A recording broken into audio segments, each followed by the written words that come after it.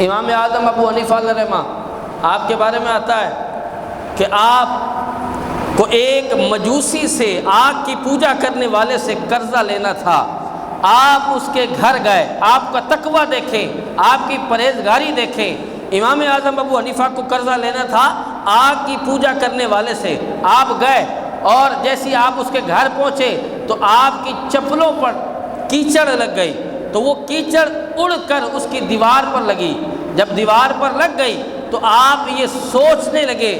اور اس سوچ میں بیٹھ گئے کہ اگر میں اس دیوار سے کیچڑ کو ہٹاتا ہوں تو دیوار کی مٹی بھی ساتھ آ جائے گی۔ تو یہ سوچتے ہوئے بیٹھے ہوئے تھے، وہ مجوسی باہر آتا ہے، آگ کی پوجا کرنے والا باہر آتا ہے اور کہتا ہے امام اعظم ابو حنیفہ کس سوچ میں بیٹھے ہیں، بتائیں تو صحیح۔ تو کہتے ہیں، فرماتے ہیں کہ بات یہ ہے، میں تو آیا تھا تم سے قرضہ لینے، لیکن ہوا یہ ہے کہ میری چپل سے کیچڑ اٹھی ہے اور وہ اڑ کر تیری دیوار پر لگ گئی ہے، لیکن اب سوچ رہا ہوں اگر اس کیچڑ کو ہٹاتا ہوں تو تیری دیوار کی مٹی بھی ساتھ آ جائے گی۔ امام اعظم ابو حنیفہ کا یہ تقویٰ دیکھ کر وہ کہتا ہے اس مٹی کو بعد میں صاف کرنا، پہلے میرے دل کی مٹی کو صاف کر دے اور مجھے کلمہ پڑھا کر مسلمان کر دے۔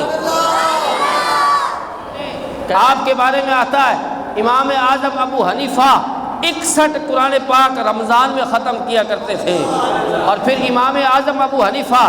علیہ رحمہ، آپ جب آخری حج کرنے جاتے ہیں مکہ میں اور پھر آپ دروازہ کھلواتے ہیں مکہ کا، آپ اندر چلے جاتے ہیں، آپ 2 نفل ادا کرتے ہیں، ایک ٹانگ پہ کھڑے ہو کر آپ 15 سپارے مکمل ختم کرتے ہیں ایک رکعت میں، پھر دوسری ٹانگ پر کھڑے ہو کر دوسرے 15 سپارے مکمل ختم کر دیتے ہیں۔ اس طرح پورا قرآن ختم کر دیتے ہیں اور پھر رب کی بارگاہ میں عرض کرتے ہیں مولا جس طرح تیری عبادت کرنے کا حق تھا ابو حنیفہ نہ کر سکا، جس طرح تیری ریاضت کرنے کا حق تھا ابو حنیفہ نہ کر سکا، جس طرح تجھے پہچاننے کا حق تھا ابو حنیفہ نہ پہچان سکا، تو پھر غیب سے یہ آواز آتی ہے، یہ جواب ملتا ہے، اے ابو حنیفہ جس طرح پہچاننے کا حق تھا تو نے پہچانا، جس طرح عبادت کرنے کا حق تھا تو نے عبادت کی، ہم نے تجھے بھی معاف کیا اور قیامت تک جو تیرے پیروکار ہیں ہم نے انہیں بھی معاف کر دیا ہے۔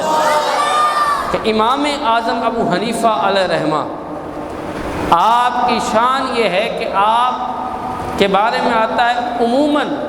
آپ ایک رکعت میں رات کو مکمل قرآن ختم کیا کرتے تھے۔ امام اعظم ابو حنیفہ علیہ رحمہ کی شان یہ ہے، آپ کا مقام یہ ہے کہ جس شخص نے خواب میں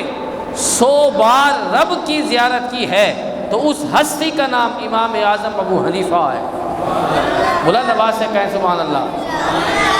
امام اعظم ابو حنیفہ علیہ رحمہ، آپ کتنا قرآن سے محبت کرتے تھے، آپ کتنا قرآن سے محبت کرتے تھے۔ آپ کے بارے میں آتا ہے جہاں آپ کو مدفون کیا گیا آپ نے وہاں 7000 بار قرآن ختم کیا تھا۔